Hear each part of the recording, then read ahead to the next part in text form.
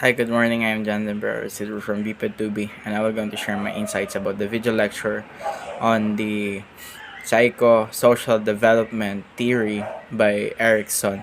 So, first, we'll define psychosocial development. So, it's just a fancy phrase that refers to how a person's individual needs um, with the needs or demands of society. According to Erickson, a person passes through 8 development stages that build on each other. At each stage, we face a crisis. So, psychosocial theories focus on the nature of self understanding, social relationships, and the mental processes that support connections between the person and his or her social world. So, in Erickson's 8 stages of psychosocial development, the first one is the trust versus mistrust. So they believe that early patterns of trust help children build a strong base of trust. And if a child successfully develops the trust, they will feel safe and secure in the world. So you're essentially shaping their personality and determining how they will view the world. So this stage is focused in the early years or early months of a children from birth to 12 months. So the second one is autonomy versus shame and doubt. So children at this stage are focused on developing a greater self-control. So it is that at this point in development, the young children begin to express a greater need for independence and control over themselves. So in uh, the next one, initiative versus guilt. So now, it is important for kids to learn that they can exert power over themselves. And the word they need to try things on their own and explore their own abilities. So it is like they building more independently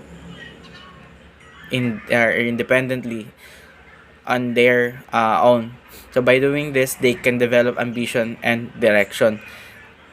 And the next stage is the industry versus inferiority. So according to Erickson's theory, people progress through a series of stages as they develop and grow, unlike many other development theories.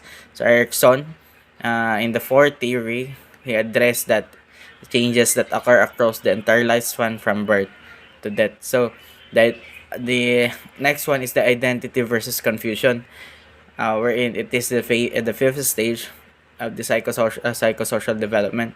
So, from childhood to adulthood, they begin to feel confused or insecure about themselves. So, and how they fit into the society as they seek to establish a sense of self. Teens may experiment with different roles, activities, and behaviors. So, this is important for the process of forming a strong identity. The next one is intimacy versus isolation.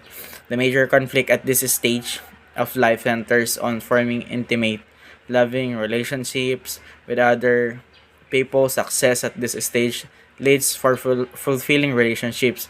So struggling at this stage, on the other hand, can result in feelings of loneliness and isolation. So intimacy or intimate, as other define it, it is usually they know as a sex, but intimacy, focus or intimate focus on loving relation on love, respect and trust.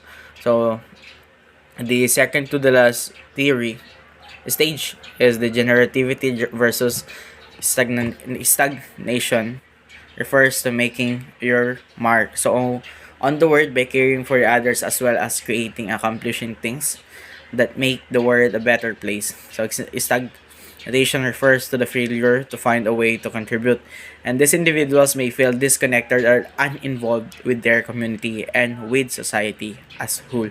So in the last stage is the integrity versus despair.